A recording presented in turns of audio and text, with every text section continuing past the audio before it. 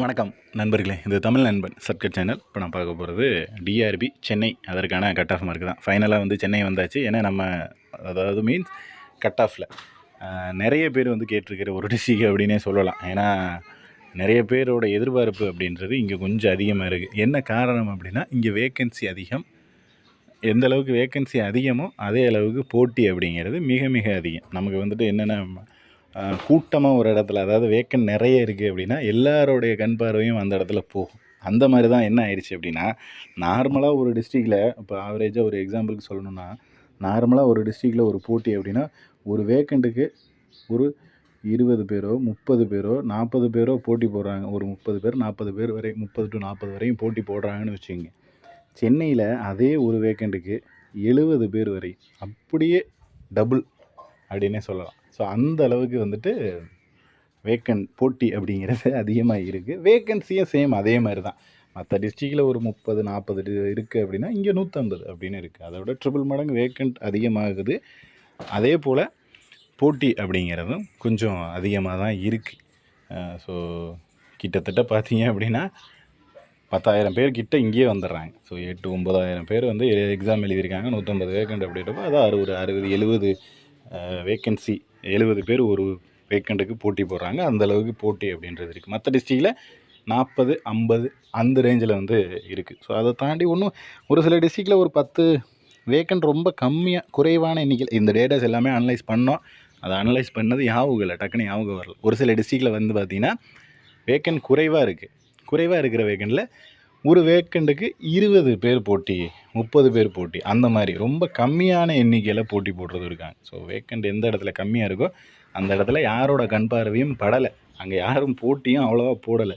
But எந்த டிஸ்ட்ரிக்டில் vacancy அதிகமாக இருக்கோ அந்த இடத்துல எல்லாருமே அப்ளிகேஷன் போட்டாச்சு. எல்லாருமே அங்கே வந்து போட்டி போட ஆரம்பிச்சிட்டாங்க. மேக்ஸிமம் மெம்பர்ஸ் அங்கே தான் நிறைய படிக்கிறாங்க. ஸோ அதனால் வந்து சென்னை அப்படின்றது கொஞ்சம் ஹை வேக்கன்சியும் இருக்குது, ஹை காம்படிஷனும் இருக்குது அப்படின்னே சொல்லலாம். ஸோ அதனால் நீங்கள் சென்னையில் தேர்வு எழுதியிருக்கீங்க அப்படின்னா மற்ற இடங்களை காட்டிலும் இந்த இடத்துல ஒரு 5 மதிப்பெண்கள் அதிகமாக தான் வாங்கினா தான் கிடைக்கும். ஏன்னா வேக்கன்சி அதிகம்னு எல்லாருமே ஒரே இடத்துல வந்து சேர்ந்துட்டாங்க அப்படின்னே சொல்லலாம். ஸோ கட் ஆஃப் அப்படின்றத பார்த்துருவோம். நீங்கள் வந்துட்டு சென்னை டிஸ்ட்ரிக்டில் ஜென்ரல் கேட்டகரியில் போட்டி போடுறீங்கன்னா, மறுபடியும் சொல்கிறேன், மதிப்பெண்கள் கிடையாது, உங்களுக்கான கொஷின்ஸ். எந்த அளவுக்கு நம்ம எல்லா வீடியோலையும் கொஷின்ஸ் பற்றி தான் பேசுகிறோம். மதிப்பெண்கள் பற்றி பேசலை, மார்க்கை பற்றி பேசலை. டோட்டலாக கொஷின்ஸ் மட்டும். உங்களுக்கு வந்து 160+ அப்படின்றது வந்து ஜென்ரல் கேட்டகரியில் இருக்கிற நபர்களுக்கு 160க்கு மேலே மதிப்பெண்கள் அப்படின்றது தேவைப்படும்.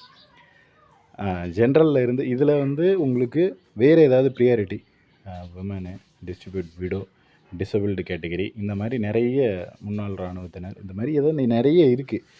இதில் எதுலையாவது ஒன்றில் வருவேன் அப்படின்னா ஒரு 5 கொஷின்ஸ் அப்படின்றது கம்மியாகும்.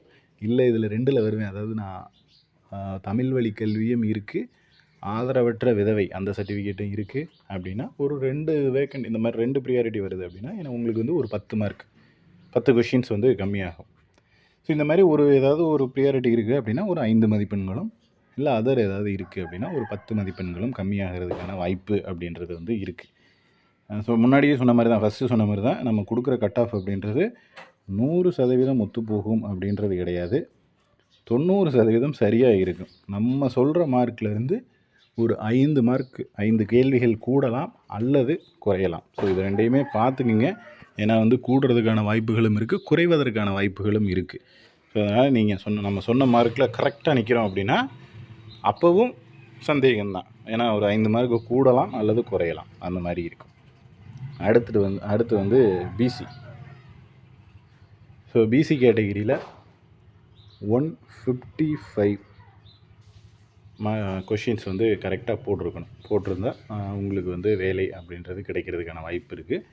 சேம் முன்னாடி சொன்ன மாதிரி தான், ஏதாவது ப்ரியாரிட்டி இருக்குன்னா ஒரு 5 மார்க், எனி 2 இருக்குது அப்படின்னா ஒரு 10 மார்க் வரையும் குறைவதற்கான வாய்ப்பு அப்படின்றது இருக்குது. அடுத்து வந்து எம்பிசி 150+ கொஷின்ஸ் அப்படின்றது வந்து வரும். சேம் முன்னாடி சொன்ன மாதிரியே தான். அடுத்து எஸ்சி அண்ட் எஸ்சிஏ கேட்டகிரி அப்படின்னா 145 ப்ளஸ் கொஷின்ஸ் வந்து போட்டிருக்கணும். இந்த ரேஞ்சில் போட்டிருந்தீங்கன்னா கிடைக்கிறதுக்கான வாய்ப்புகள் இருக்குது. எம்பிஎஸ்சினா எம்பிஎஸ்சி டிஎன்சி ரெண்டுமே வந்துடும். எஸ்டி கேட்டகிரிக்கு 140 ப்ளஸ் கொஷின்ஸ் வந்து போட்டிருந்தீங்க அப்படின்னா உங்களுக்கு ஜாப் கிடைக்கிறதுக்கான சாத்தியக்கூறுகள் இருக்குது. ஸோ எஸ்டியில் நான் ஆதரவற்ற விதவை இல்லை இந்த மாதிரி ஏதாவது ஒரு ப்ரியாரிட்டி ஏதாவது ஒன்று இருக்குது அப்படின்னா ஒரு 5 மார்க் வந்து கம்மியாகிறதுக்கான வாய்ப்புகளும் இருக்குது. ஸோ இதுதான் சென்னைக்கான நிலவரம்.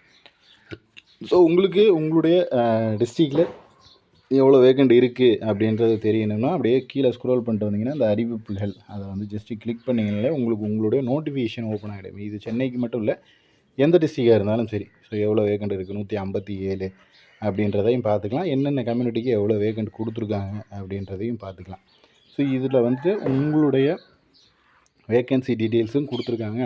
ஸோ பே ஸ்கேலு எல்லா டீட்டெயிலுமே கொடுத்துருக்காங்க. நோட்டிஃபிகேஷன் எடுத்து செக் பண்ணிவிட்டு அதை பார்த்துக்கிங்க. அதே போல் காலி பணியிடங்களோட எண்ணிக்கை மாறுதலுக்கு உட்பட்டது அப்படின்னு சொல்லியிருக்காங்க. மேபி சென்னையில் ஒரு வாய்ப்பு வந்து இன்க்ரீஸ் ஆகிறதுக்கான சான்சஸ் அப்படின்றது கொஞ்சம் இருக்குது. அதுக்காக தான் இந்த நோட்டிஃபிகேஷனை எடுத்து நம்ம காமிச்சது.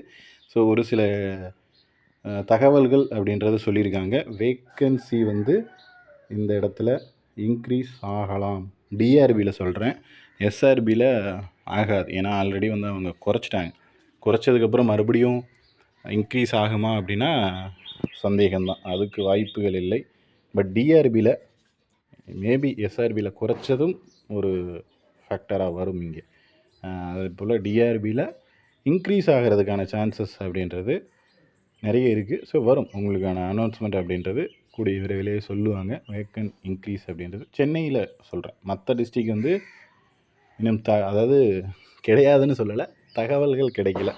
மேபி வந்துட்டு அடுத்தடுத்த வாரங்களில் அடுத்தடுத்த நாட்களில் என்னன்றது தெரியும். ஸோ இப்போ மேபி வேக்கண்ட் இன்க்ரீஸ் ஆகலாம். இன்க்ரீஸ் ஆகுது அப்படின்னா எப்போ ஆகும் அப்படின்னா முன்னாடியே சொல்லிடுவாங்க. நமக்கு வந்துட்டு இப்போ இன்டர்வியூ போயிட்டோம், அடுத்து செலெக்ஷன் லிஸ்ட்டு வந்துருச்சு அப்படின்னா அதுக்கப்புறம் வேக்கண்ட்டை வந்து இன்க்ரீஸ் பண்ணி பிரயோஜனம் இல்லை, அப்படி ஆகிடும். ஏன்னா இப்போ அவங்க 157 பேர் கூப்பிடணும் அப்படின்னா 157 பேருக்கான அந்த இதை வந்து ரெடி பண்ணி எல்லாமே வச்சுருப்பாங்க.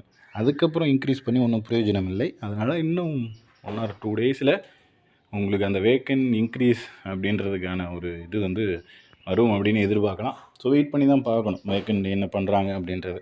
மேபி அடுத்த இயருக்கு கூட எடுத்துகிட்டு போகலாம், இல்லை வேக்கன்ட் இருக்குது அப்படின்றத பார்த்துட்டு. ஸோ நிறைய டிஸ்ட்ரிக்ட்லையும் கேட்டிருக்காங்க வேக்கன்சி டீட்டெயில்ஸ் அப்படின்றது, எவ்வளோ எங்கே வேக்கண்ட் எவ்வளோ இருக்குது அப்படின்றத.